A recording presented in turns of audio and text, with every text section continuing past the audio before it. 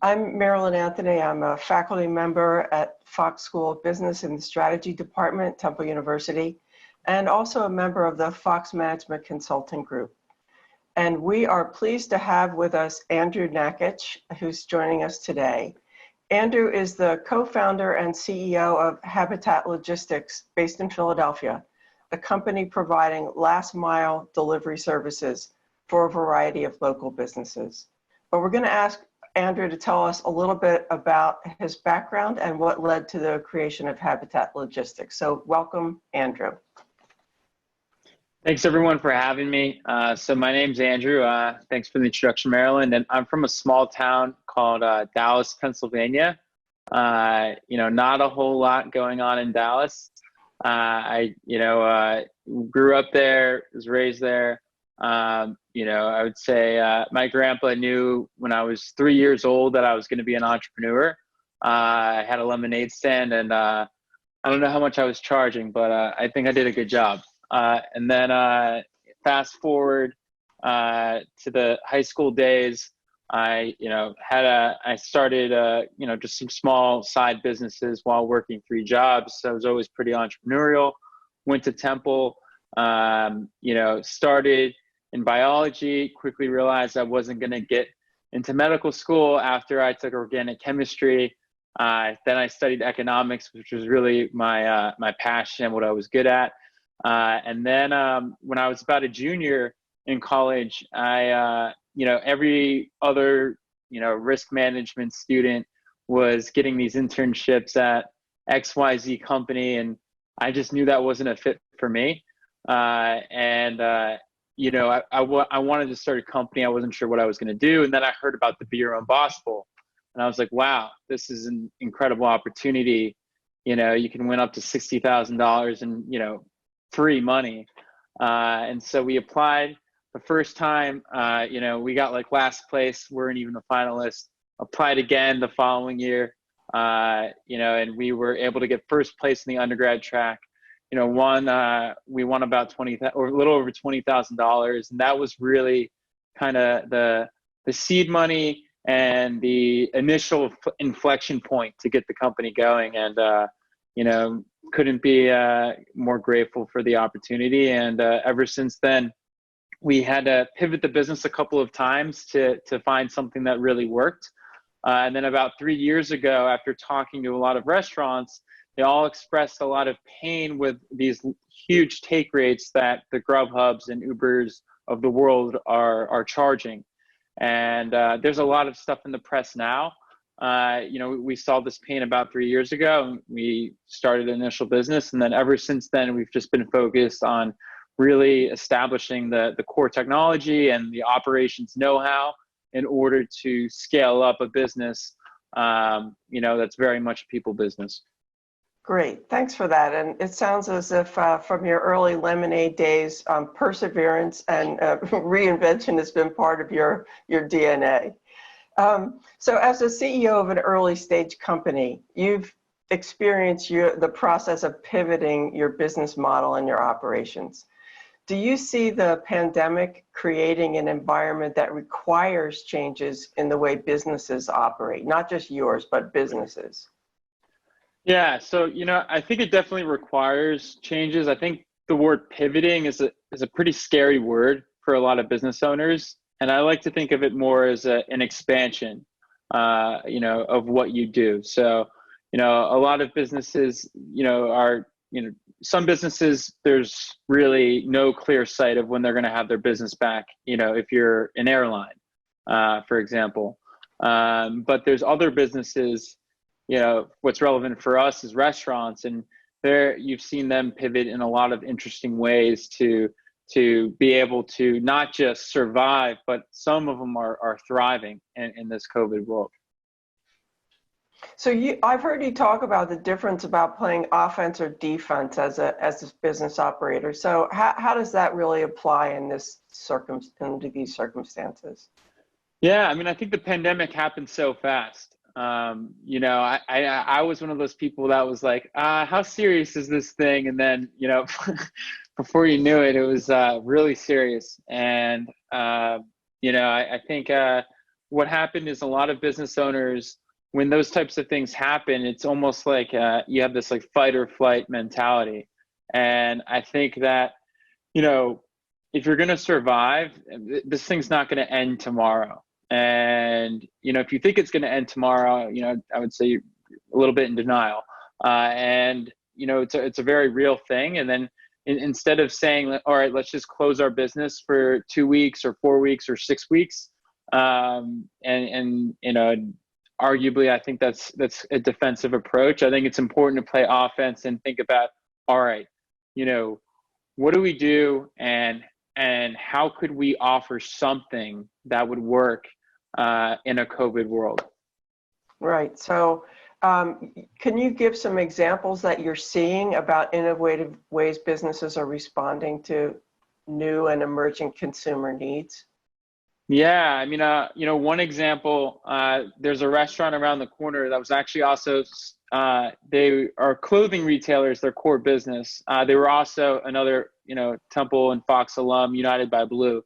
And they, you know, my girlfriend and I go there often, you know, just to grab breakfast or whatever on the weekends. And they said, okay, you know, this is really affecting our business. Where's the opportunity? And they launched what they're calling the market. And it's, you know, for us, it's 2 blocks away. It's right around the corner.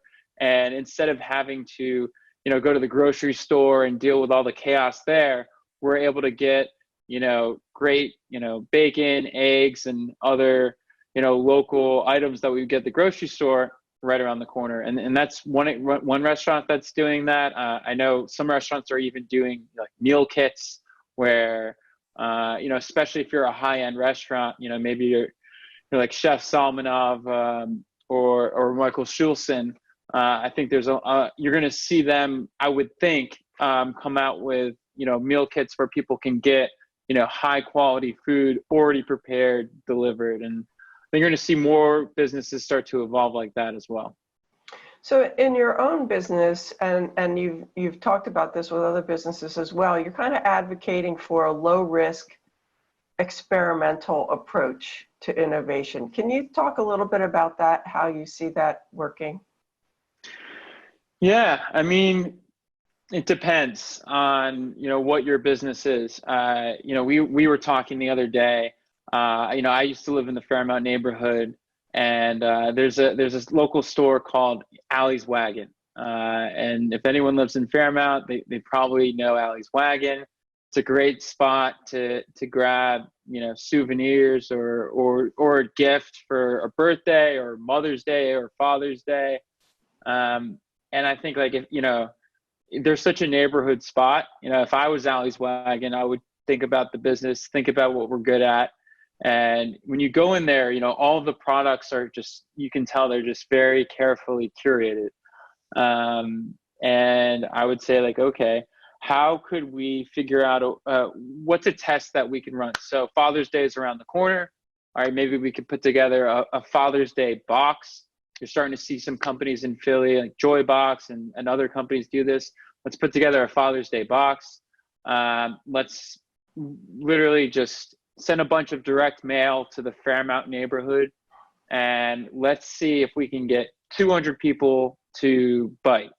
And if 200 people bite, it proves the test and it proves it works, and there's some revenue there for your business. So that's one example, but I think it's just having this experimental, like, scientific method mindset is the best way to quickly test and iterate and figure out what people want. Right. So it's good advice to kind of figure out what's going to make it worth it to you, but really starting with what are your core competencies? What are you good at? And, you know, you've talked about new forms of pain for consumers. So really looking for what's a pain that your business can eliminate. Great. So, you know, we've heard a number of people talk about how the pandemic is really accelerating changes that were already happening. You know, your company is very technology focused. So what do you see as the impact of technology in the business community's ability to survive or to adapt under pandemic conditions? For sure. I mean, I think, I think like technology can be really useful in some ways. It gets a bad rap in other ways. And I think that when I think about technology and what it's really done in the last, call it 10 to 15 years, it's created accessibility, you know. Imagine if COVID happened 20 years ago. We wouldn't be having this Zoom call right now. Isolation would be way worse. Think about a world where Instacart didn't even exist. Like, I know a lot of people have probably had a lot of issues with Instacart, but imagine if it wasn't even in the picture. And so I think it's creating a lot of accessibility in a lot of ways. And, one example that comes to mind is I was speaking to a local farmer the other day, and he's like, what am I going to do? And what he did is he, just said, all right, like, what's out there? So he found a simple e-commerce, website for farmers, set up his own website. And he just put it out there, put it on social media, and he ended up selling out of what he called rabbit food. So in April, you can't really grow a whole lot, on a farm, because the season's not there yet. But he completely sold out of olives, arugula, and radishes, and it was really, incredible to see. Cool. So of the many changes that have been forced on us, particularly in consumer behavior, what do you see as likely to be more permanent changes as opposed to, we're never going to be like this again? Well, I hope not everything. I hope I can go outside again. This is, it's kind of crazy. But I think a lot of things, are permanent. I think that when you're ordering groceries, for example, I would say that first time is the hardest. You got to add all the things to the cart, but then after that, it's pretty easy. So I think that you're going to see a lot more adoption for grocery. I know Instacart grew 800% over the last, since COVID started. I think that, Zoom, it's crazy. I mean, Zoom was very much a B2B company. And now they're very much a consumer company. And I read they grew from 10 million to 200 million users since the pandemic. It's just crazy. That is crazy. And I think like remote work, I'm a millennial on paper, but I wouldn't believe that remote work was really feasible personally. And I would say my mindset's definitely changed. I actually think remote work is better for businesses in a lot of ways. You're able to save money. It's better for the environment, and even for the core business. It exposes like where your weak spots are as a business, when you're not all there in person. So, I think remote work is going to accelerate for sure. Okay, I don't want you to throw anybody under the bus, but what do you mean by it exposes the weaknesses in your business when you're not all there? Yeah, I mean, like, I think like, it creates more, it creates opportunity, all right, so for example, for us, okay, so we saw our business grow extremely fast and we had to go completely remote. So, we're 24 employees. We had to go remote very quickly. And it was a forcing function for us to create more accountability within our organization. Because when you're not all there in person, now all of a sudden it's, I'm not going to just watch you on a Zoom camera, making sure you're doing your work. So, we've now created like, not just, we've had daily stand-ups for every department within our organization, understanding what every single person is working on a day-to-day basis. And those are things that we probably should have implemented before, but the FaceTime didn't require it. But we're operating even better today than we were, I would argue, 8 weeks ago. Interesting. That's a great example. So your company is involved in providing that last mile delivery, which is, so many organizations struggle with that. And as we saw, with Uber and Grub, it's difficult to make money doing that. But for businesses who don't have the capability to have their own delivery system, how can small retailers effectively compete against Amazon or restaurants with limited dining capacity? How can they compete? Yeah, I mean, I think it depends on, what your core competency is. So it depends on what type of small business you are and what you can do. But you'd be surprised how many technologies are. Sorry, that's just my timer. All good. We're out of time. But yeah, in a nutshell, I think it just comes down to what's your core competency. All right. So whatever it is, and then think about, what's a product offering. So, if you're selling clothes as a local retailer, maybe so your core competency is clothes and other knickknacks. Maybe you can put together a Father's Day box. I don't know what it is.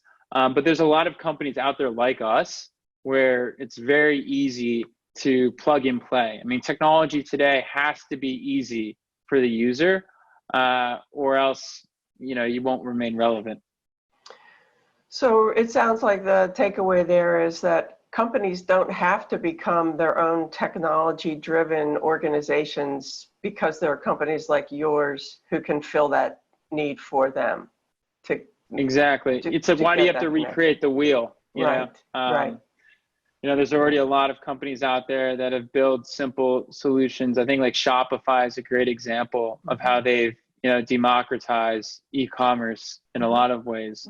Squarespace, you can make your own website in hours, right? Without having any code. Right. So there's a lot of technologies out there, and Google does a really good job at when you can just like use your imagination and just think of something, type it in, and chances are like you'll find it. Right. Great. More often than not. All right, Andrew, we're going to give you a break here for a moment. We are trying something new today. We want to launch a poll for everybody who's listening in and get some feedback from you about your behavior, consumer behavior. So that's going to go out on your screen, so please feel free to participate in that. And also, as always, we want you to send any comments or questions in through the chat function. Andrew is prepared to take any questions from the audience. Just a reminder that next week we will be joined by Steve Myers from the Atlanta airport. Obviously, airports are really at the center of some significant changes in all our behavior. So that's bound to be an interesting one. And my colleague T.L. Hill will be interviewing him.